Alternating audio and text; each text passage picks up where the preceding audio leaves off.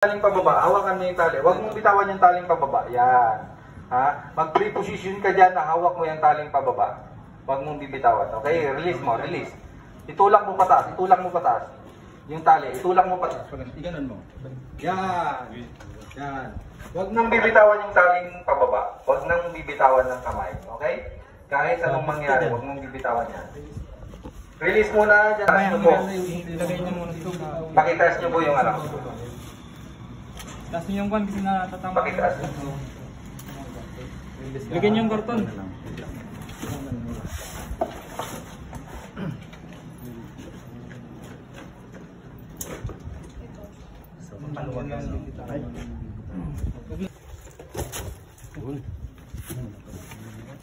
Huwag mo idikit sa semento yung okay.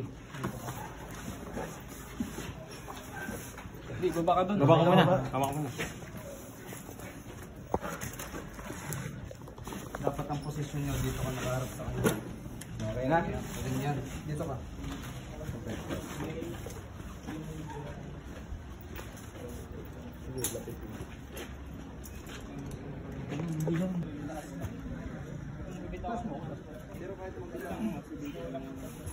Yes, paano na lang dyan? Kasi baka mahirapan siya sa pagbitaw.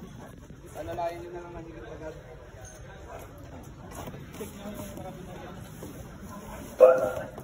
Nakalap na. Wag.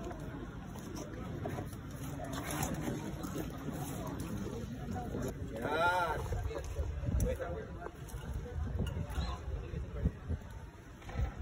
Okay, go! Go! Go! Hindi ka pala laglag dyan. Go!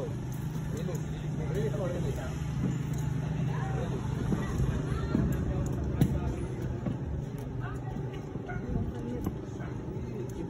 Huwag mo masyado yung bed dun eh. Masyado ka. Tustos mo yung Atras. Atras, release. Atras. Atras. Release. Release. Atras. Release. Lean backward. Habang Release ko to? huwag mo itong i-bed. Huwag mo i-bed. Release. maluwagan. Ano yung ginagawa mo kanina? Yan. Pagkatanin ko dito ha. Tulak mo ganun. Tulak mo. O. Diba? O. Naramdaman mo. Nag-release. Tulak mo ganun. Tulak mo. Tulak. Tulak pa.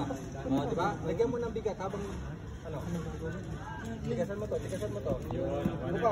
Buka. O. Alerto. Ang paa mo, tibayan mo lang.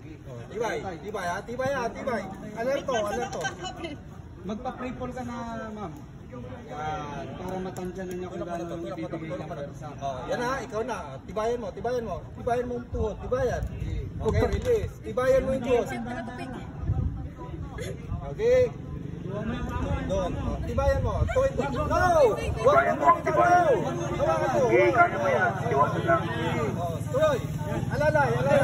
Huwag mo bitawan mo. Huwag mo bitawan sa likod.